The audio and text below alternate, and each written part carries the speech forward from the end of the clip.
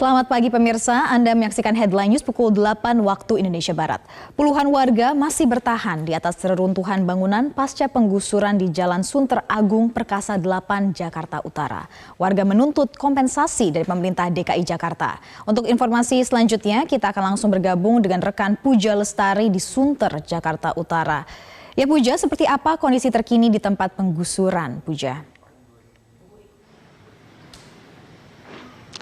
Ya, Sarah, inilah kondisi terkini pasca penggusuran di Jalan Sunter Agung Perkasa 8, Jakarta Utara setelah digusur pada Kamis lalu. Dapat terlihat di sini masih banyak sekali reruntuhan bangunan ataupun puing-puing yang menutupi bagian saluran air ataupun di sebelah saluran air.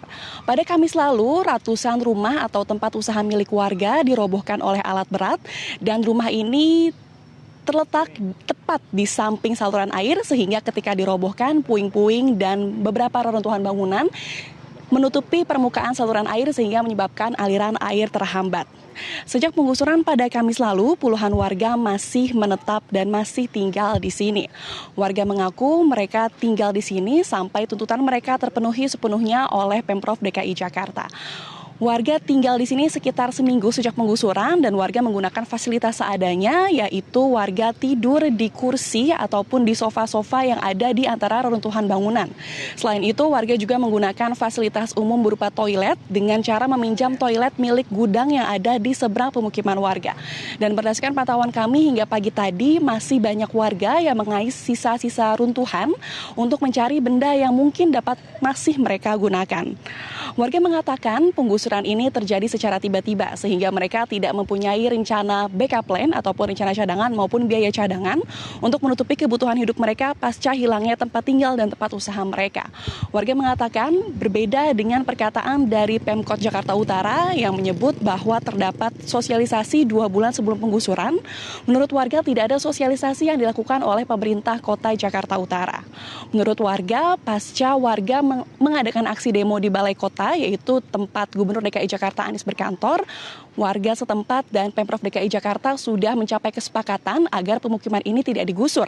Namun beberapa bulan setelah kesepakatan itu, tiba-tiba pada Kamis malam, sejumlah petugas Satpol PP datang ke pemukiman ini dan mengatakan akan mengadakan razia senjata api, namun ternyata tiba-tiba bangunan mereka dirobohkan oleh alat berat.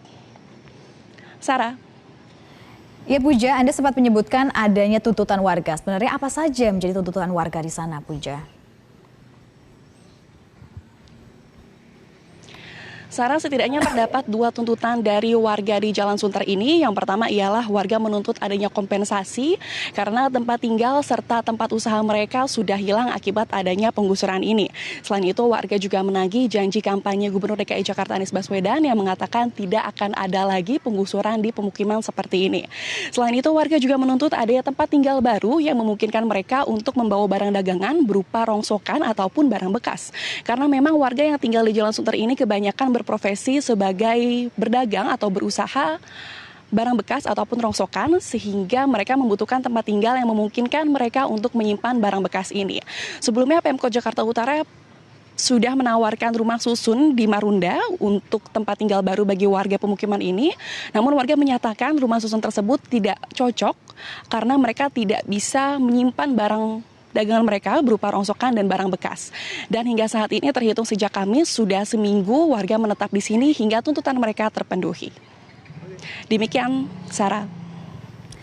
Baik, terima kasih Puja Lestari melaporkan langsung dari Sunter, Jakarta Utara.